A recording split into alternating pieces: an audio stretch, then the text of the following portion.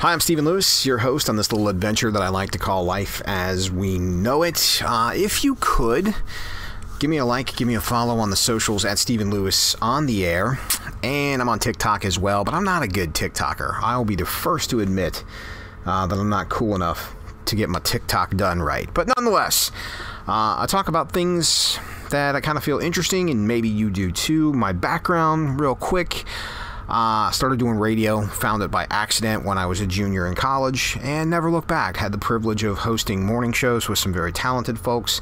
Had the privilege of doing the solo thing and kind of cultivating playlists and controlling stations and working with some incredibly talented individuals, which I continue to do today through various stations and various outlets. But I like to talk, and I'm opinionated, and when I have something on my mind, I need an outlet to express that. And I started doing this more during the pandemic because I was literally sitting in an apartment by myself most nights, and there was nothing going on, nothing was open, so it was a good way to talk and to communicate and occasionally have some cool guests on, but just, kind of talk about what's on our mind. Today, I think a lot of people are talking about TV for a lot of good reasons. The season finale of The Last of Us last night on HBO or HBO Max, and I'm not going to get into that because I don't want to spoil anything and I want to give everybody a chance to watch it, but one of the episodes later this week, going to talk about video games and how, in most cases, the video game to media adaptation tends to fail, and fail quite epically. But Last of Us seems to be bucking that rule. So we'll get into that a little bit later in the week. But the other thing that's on everybody's mind, the Academy Awards went down last night. And I thought I didn't watch all of it. I kind of skimmed back and forth to see what was going on from time to time.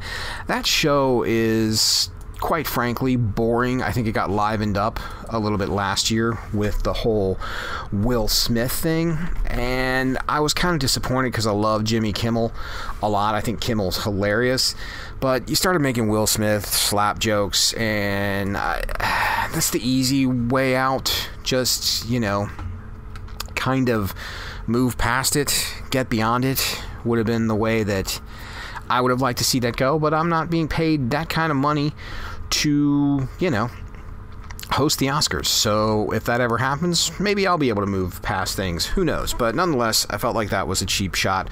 A lot of people are talking about Everything Everywhere All at Once, winning 7 of 11 Oscars that it was up for, including Best Picture, Best Actress, Best Supporting Actress, Best Supporting Actor.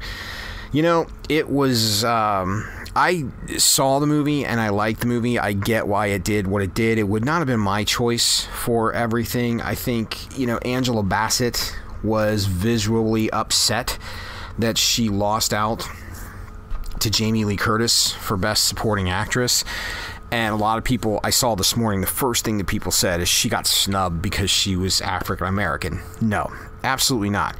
Angela Bassett did not get snubbed because she was African American. Angela Bassett got snubbed because she was delivering one hell of a performance in a comic book movie that rarely gets recognized for anything other than what it won, best costuming, best special effects, or something along those lines. Does that mean that Angela Bassett did not have an Academy Award nominating worthy performance?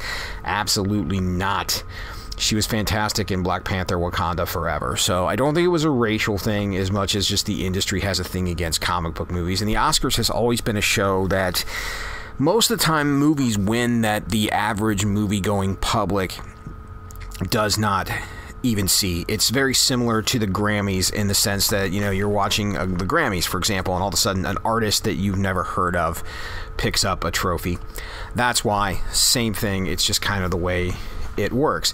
I was very happy to see Short Round. Ke Huy Quan picked up Best Supporting Actor, and I thought that was really cool. And Brendan Fraser picking up the nod for Best Actor. I love The Whale. The Whale brought me to tears when I watched it. If you have not seen that movie, put it on your list.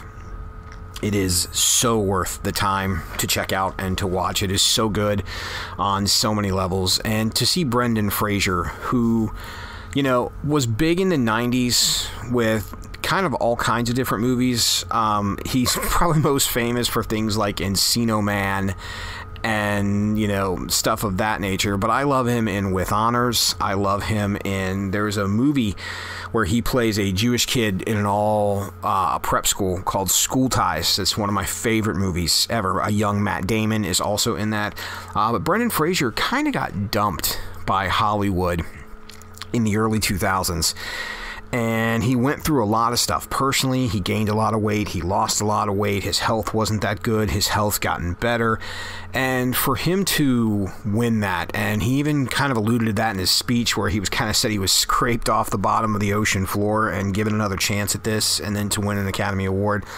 It was pretty cool. I'm happy that he can put that one on his shelf and do that, because Brendan Fraser, from all accounts that everybody who knows him, is a pretty good dude as far as that goes. Not a lot of ego with that guy, just very much, you know, an interesting all-around kind of guy and a versatile actor if you think about it. So bravo to Brendan Fraser. Some of the other things about the Academy Awards that bother me last night is Top Gun Maverick.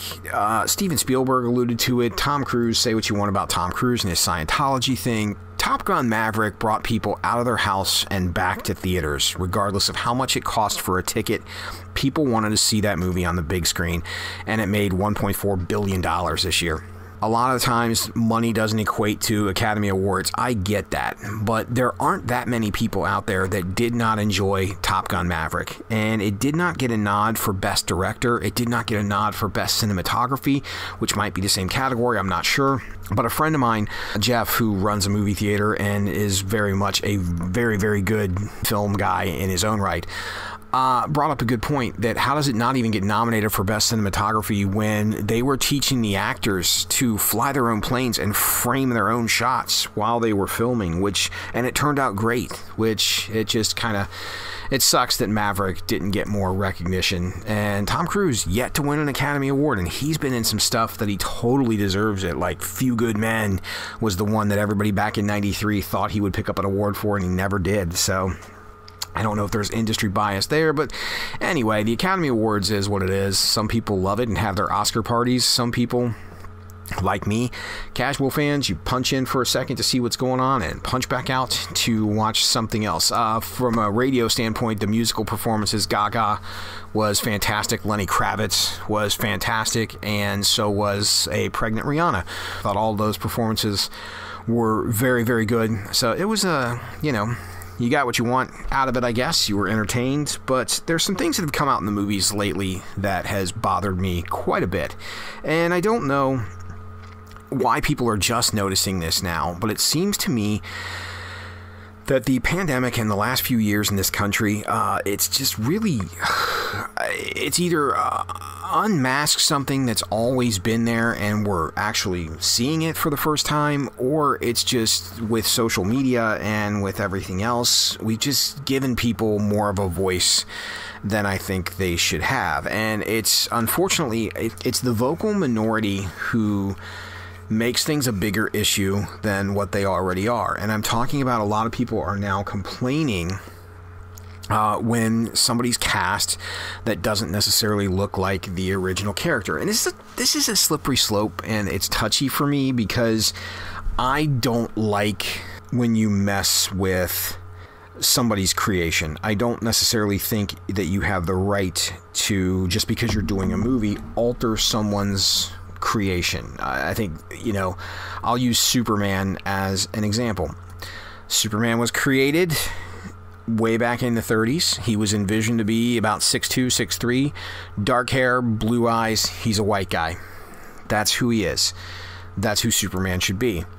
And I think there's ways to get around that. If you want to cast someone as Superman, you do it in a different way. Everybody knows Spider-Man as Peter Parker.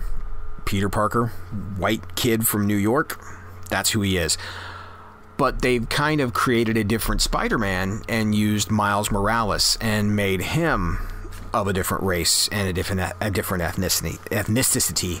And it works well because you're not messing with the original. You're creating something new. You're letting people fall in love with something new. And now there's been quite a clamoring lately, especially after Into the Spider-Verse, of people wanting to see Miles Morales in some capacity on a big screen. And it would be very cool if that happens, because you're not going to tarnish what Peter Parker is. And I think that's, you know, kind of how you have to go about that. But it seems like lately a ton of people are throwing a fit about the way things are being cast. And I don't know when this started, but it can stop anytime.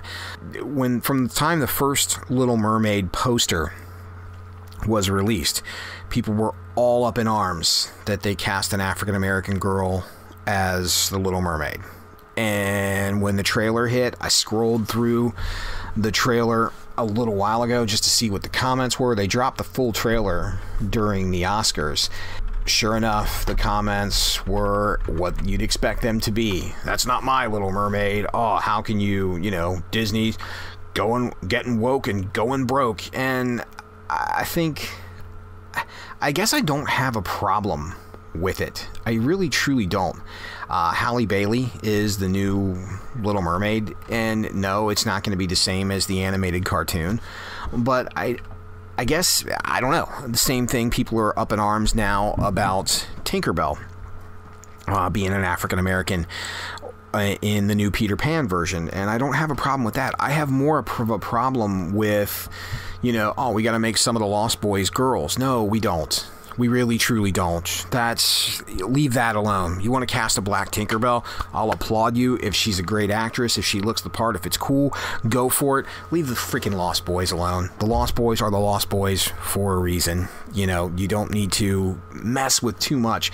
And this whole thing to be all-inclusive, I get it, but you're losing audience by forcing it. When it happens naturally, it's not a big deal. And what do I mean by that? This whole reverse flipping races and casting and gender bending, as far as casting goes, has been happening for a while. You know what? When Superman, or Man of Steel, came out in 2012 or 2013, whatever it was, Lawrence Fishburne was cast as Perry White, predominantly white newspaper publisher in the comic books, but they cast Lawrence Fishburne in that role. He was good in it. Nobody said a word. If you look at the Thor movies that Marvel did, Heimdall is in the comics and in the legend, in the myth. Heimdall is a burly, red-headed or brown-headed, big Viking bearded-looking dude.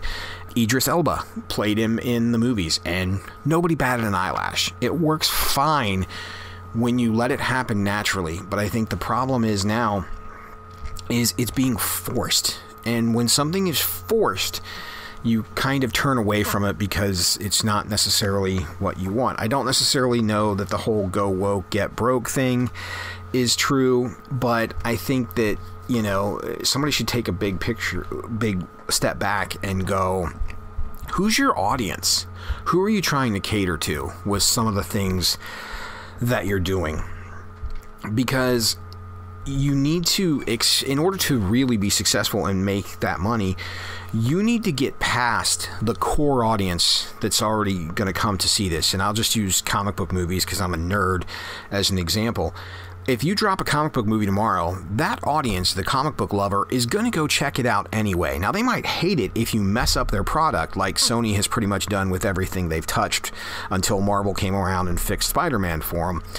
And Fox, same thing with the X-Men. If you will still get that audience to go check it out so they can determine for sure on the big screen if they hate it. So you've made that money to them, but you've got to expand that to a greater percentage of the audience. And when you force something in, it just kind of moves those other people away and pisses them off, for lack of a better word. So it's just something that I wish they would be more conscious about. And then from us as a consumer standpoint, I've always been one to, use my voice for the right battles. I think, people are up in arms about things. And I look at it this way.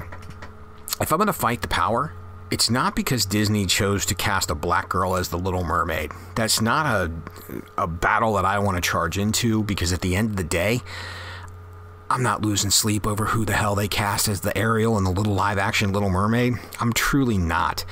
I would rather see our voices and people standing up for things that matter and not wasting senseless energy complaining and moaning about the dumbest and smallest of things that have no bearing on your life. It just truly drives me crazy that is what we waste our time and energy on. And I think social media has made that so much worse.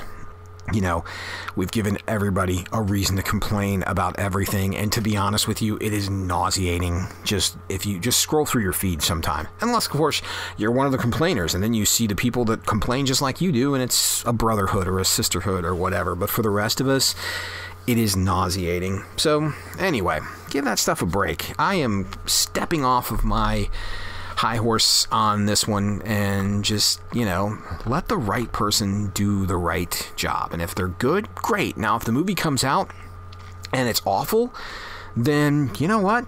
Okay, lesson learned. Don't try that again. It's just, I guess everybody has their opinion and they're different. I guess the moral of today's life as we know it is stop getting worked up over things that really aren't going to affect your life and just go with the flow a little more. And in the end, you and probably everybody else around you and all of us together collectively might be a lot more happy.